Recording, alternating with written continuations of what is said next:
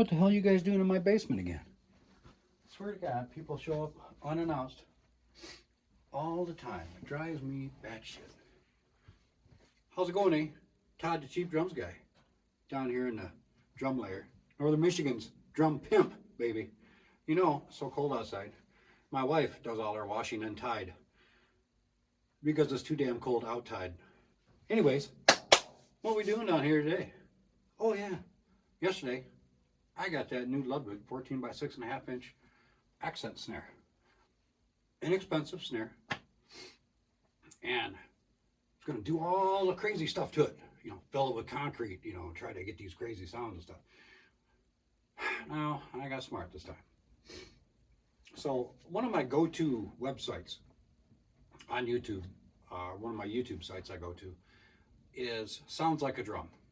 You know, for tuning drums, you can't find a better resource. You know, there's, let's see, if I'm trying to learn something on the drums, something a little more intricate than I'm used to, I watch Stephen Taylor. If I've got to work on drums, disassemble drums, hack up drums or cymbals, I go to Artie Vidar without question. If I want to tune a drum or specific tuning on drums, I go to either Rob Beatdown Brown or Cody at Sounds Like a Drum, because it's just no nonsense approach to it. Just gets it done and moves on to something else. I really like that about that. And I was concerned about this snare drum because it being the deeper depth, and I'm only using a single ply head on it. I didn't want to do all the bubble wrap. I didn't want to do the swim noodle thing. And I just wanted to try it if I could do it by myself. You know, toms are pretty easy to tune for me, but snares are a little harder to deal with. So I went to an expert.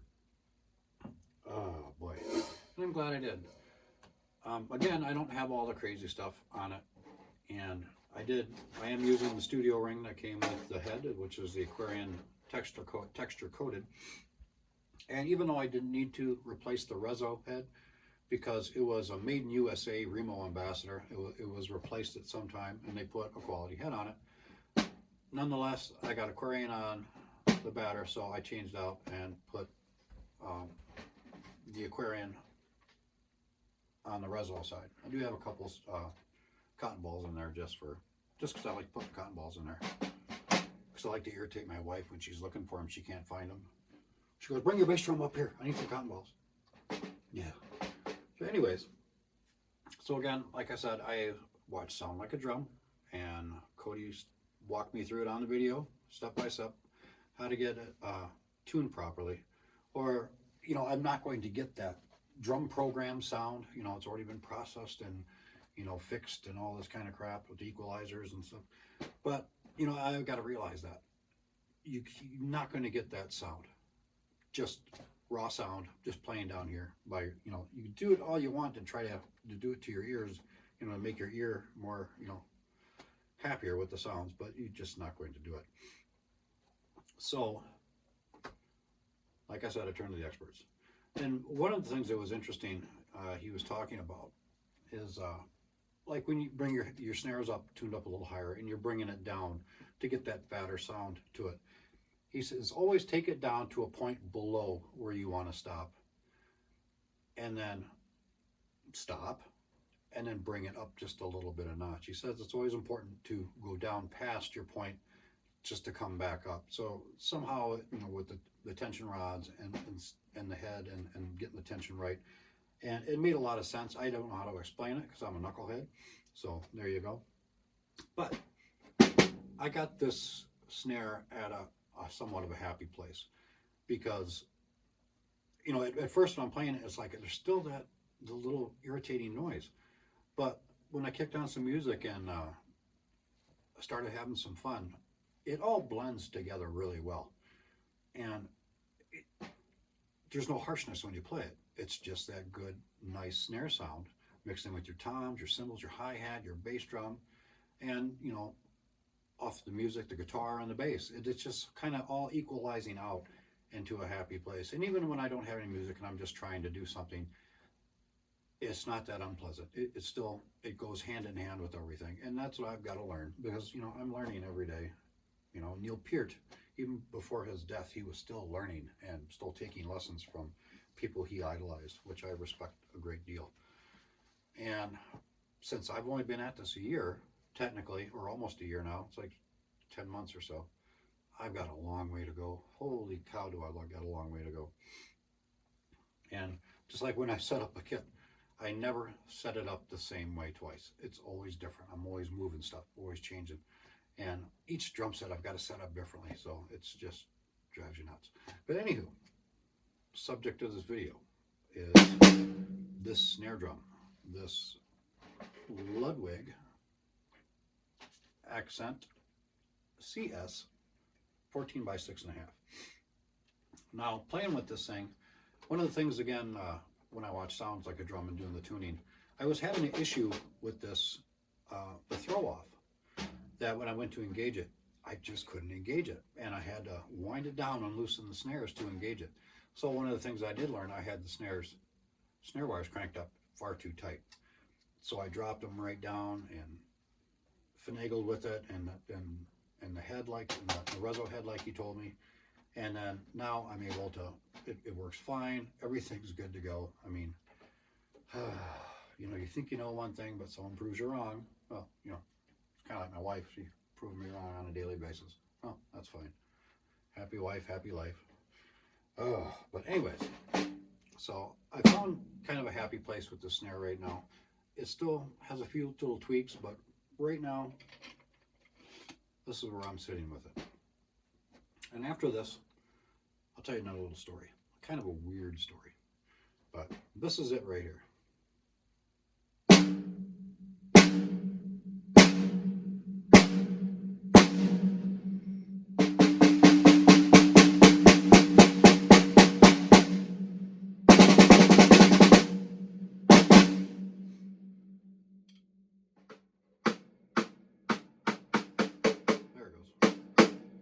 Still haven't really found that good spot yet on it. I'll still look for that sweet spot though. But it's a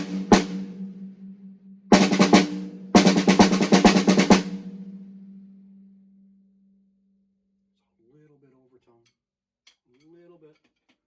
But again, it's all going to blend into the mix. So I'll call her good for now. But I'm very happy with that snare. I really like the snare. I enjoy it. And so with that being said, this was going to be a short video, so I decided to add another little story. And that story is going to be kind of a controversial one. I've gotten several emails and a comment just this morning on something hanging up on my wall. Something uncommon, people, you know, you don't see in people's house too often, but it's this.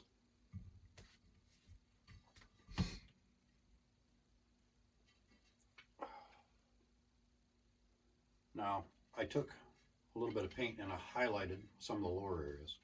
But what this is a track casting taken by a deputy sheriff on the Olympic Peninsula.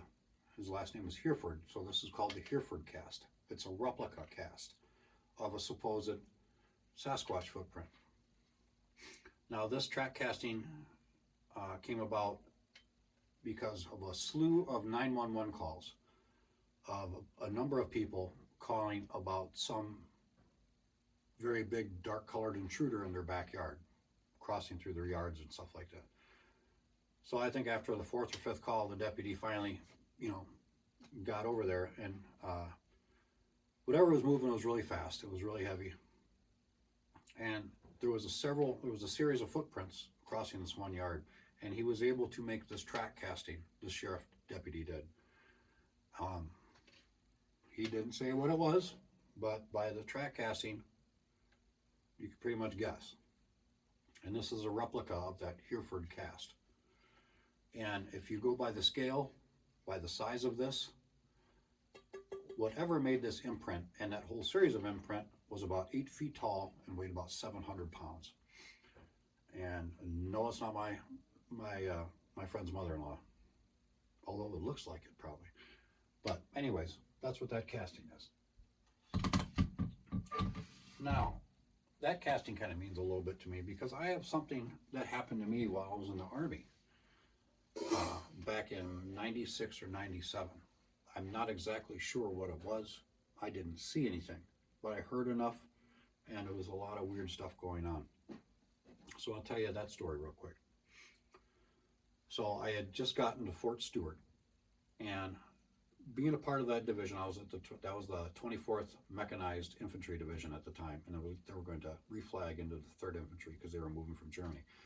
But 24th at the time, every year, every soldier would have to complete a 20-mile road march. That's in full gear, full battle rattle, we call it, with a pack that weighed no less than 35 pounds, and you had your rifle or your weapon. And what you do, you'd start off about midnight, and you'd leave out of the motor pool, and this group of people, there was a designated course. It left post, it went off onto the tank trails, way off into the training areas, way in the deepest, darkest forests in Georgia. It was beautiful back there. In the summer it was, but this was like about this time, around winter, in the winter time, and there was no snow, of course, but all the leaves were off, and it was cold and real foggy that morning. Or that, well, it was mornings. It was after midnight. So yeah. So what you do? There was probably a group of 20 or 30 of us. You all got your crap on, and they said, "Okay, this is the course." They showed you a map. You're going to be walking. He goes, "At every one of these corners, these intersections, there's going to be a Humvee waiting there, and the guy's going to tell you which way to go from there. And you should be done in so many hours, and blah blah blah blah blah. You have to complete it." So, yay. So all of us, since we're not walking, we're not marching, we're doing this at our own pace. So we start off, and a group of 20 or 30 of us, and we're bunched up, but after time, after an hour or so, and several miles down the road, you're all spread out quite a bit. And I can't remember where I was on the stretch of the march or the hike, but the tank trail was really long, really flat, and I remember it seemed really bitterly cold in this area, and it was foggy. There was a swamp off to my left, and on this right, it was all hardwoods. And then the hardwood switched into planted pines, those long strands or strings of pine trees that are really densely packed close together with all the branches that are like intermixed. They're just a nightmare to walk through in the daytime. But that's what I was coming up on. And then that was probably 100 yards long. And then from the pines, it stopped and it entered into the big fields, which were the drop zones for the airborne guys, or dopes on ropes, or whatever you want to call those guys. But anyways, so I have nobody behind me. I ended the thing in the top probably 25% of the group, and I think I only had 2 guys in front of me that I could not see. They were way up there. They were kind of half jogging it, and the big group was way behind me. But so I was off by myself. Now I had an M16 rifle, but I didn't have any ammunition, of course. I did have a bayonet on me though. And I'm just humping. I don't have to worry about alligators this time of year because the alligators are kind of dormant. And, but because the swamp's right there, but your eye still kind of looks for them just in case.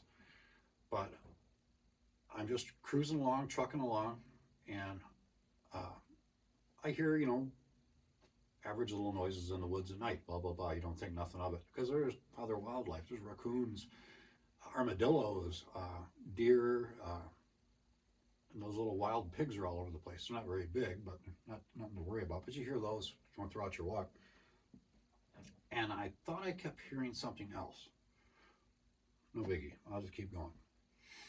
So I'm going through I'm passing the hardwoods that are on my right, and I hear very loud branches breaking. Just like, walk, chomp, chomp, chomp, snap. Not just a little tiny branch, but, a sizable branch. I didn't think nothing of it. I kind of keep, shoot my eye over that way. It's really dark, so you can't see anything. And then I noticed something. Everything just went completely quiet. It was just no wind. There was a breeze going before, but the wind had stopped. Everything had stopped. All noises had stopped, except the sound of my feet on the gravel. So I'm still going, and then I hear it again, a loud snap. And it might have been my imagination playing games with me, because that's what happens at nighttime. Your imagination can walk away with you. But I could have swore I heard heavy breathing. No worry, I don't have to worry about it. Who knows what it is? So I just keep plodding along. And then once we clear the hardwoods, we get into those pines. I'm like, well, if it's somebody trying to screw with me, they're not going to go through those pines because, you know, at human level, it's those thick little branches at the bottom. You're not going to be able to walk through them, especially if we don't have any night vision on. So it's going to be really uncomfortable for somebody. So I'm going, and you hear the sound again, and now it sounds like somebody is walking next to me. Somebody is paralleling me. It's kind of weird. And now I'm getting a little, now I'm starting to get a little worried. So again, I didn't have any ammunition, but I did have an M9 bayonet on me, Ontario knife bayonet. It was a nice one.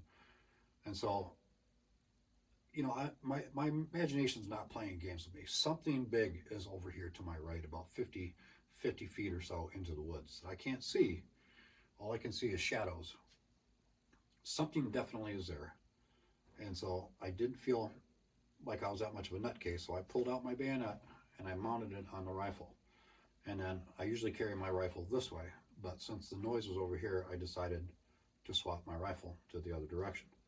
Because I didn't know what it was. At first I thought it could have been a couple of troops who were ahead of me screwing with me on the way.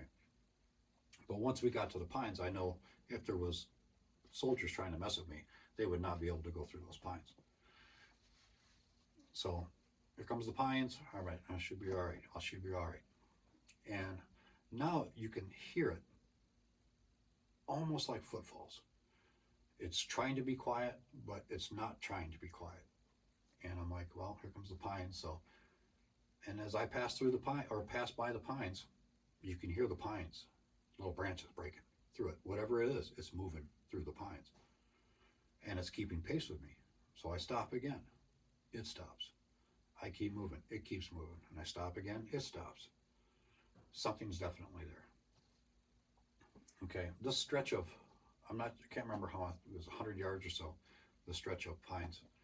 And from, at the end of that, they were cleared off to make this drop zone for the airborne guys. And so there, when we clear the pines, I'll at least be able to get a sight of what it was. Or who it was, if it's somebody freaking screwing me, they're going to get an ass whipping. So here comes the edge of the pines. Whatever it is still moving through the forest right there. And I'm getting really kind of nervous because I knew it had to be something big to clear these trees or go through those branches the way they are. So luckily I passed through the pines and I keep walking, and whatever it is, the sound stopped. So I walked maybe 50 feet farther, then I stop and then turn back around. I don't see anything. There's nothing there. It's all dark woods. And right then I hear this loud, or not real loud, but loud enough and deep, whoa. I'm like, what the hell was that? It sounded like a huge dog that kind of like a gruff little, under its breath almost. And with that, I turned around and skedaddled and just kept going and just kept going. Now the wood line there expanded off back a couple 100 yards. So I wasn't worried about anything there. But whatever it is stayed back at the edge of the woods. And then I continued on the road march, and then I finished up. Now when I got back, the guys were milling about. A couple guys were there, and then everybody started filling in. We all waited till the last person came in case we had to go back out and do a rescue mission for anybody who got lost out there, for them knuckleheads. Everybody came back, and everybody was BSing around, and people talked about, yeah, I came across some pigs, I came across some deer, blah, blah, blah, blah. Nobody else said anything else about what I had heard. So I didn't bring it up either. I didn't even tell my girlfriend at the time because I didn't want anybody to think I was a kook, some kind of crazy guy. So that's 96 or 97. So I get out of the active duty, 98 and 99, went to National Guard. Now I'm a scumbag civilian now, kind of. And I'm watching a show called Monster Quest on, I think it was Discovery or History Channel, I think it was. And this guy was telling the story about when he was a child out camping. They were down in Georgia. And it was a show about the skunk ape, which is the South's version of Bigfoot. And the guy was talking about, he kept hearing sounds across, his tent was facing this little stream over here, and then there was wood line on the other side. And he was recalling when he was a child, him and his brother, I guess, were sitting in this tent looking out because they kept hearing noises, and they saw these two huge figures come out of the woods, cross the creek, and kind of jump up on the bank by their tent. And the guy was describing it, and he said when the big creature jumped up out of the water, the biggest one, he made this sound like, whoa. And the way that guy said it, the way the guy mimicked that sound, it was the same exact damn thing I heard back in Georgia when I was there. And the hair on the back of my neck just stood right up. And I'm like, holy crap. Not saying that's what I experienced in Georgia, but another tale this guy told about supposedly one following him at the same pace on the road, and whatever it was in the wood line doing the same thing.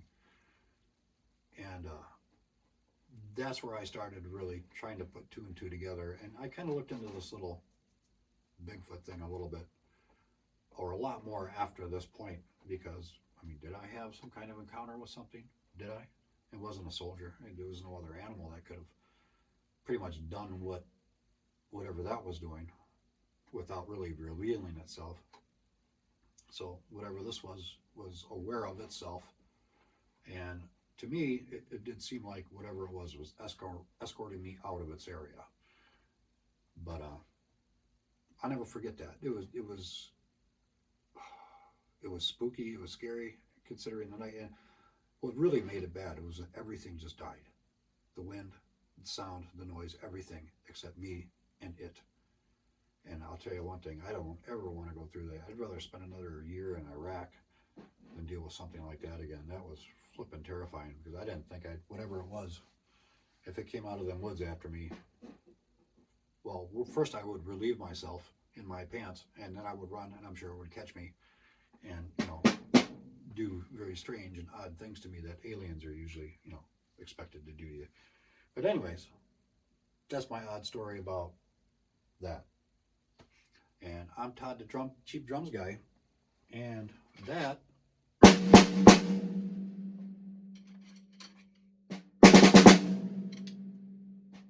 my happy new snare drum. And I will love it, and I will call it Fluffy. But you guys have a great day. Have a great rest of your Sunday, and have a good week at work. Peace out.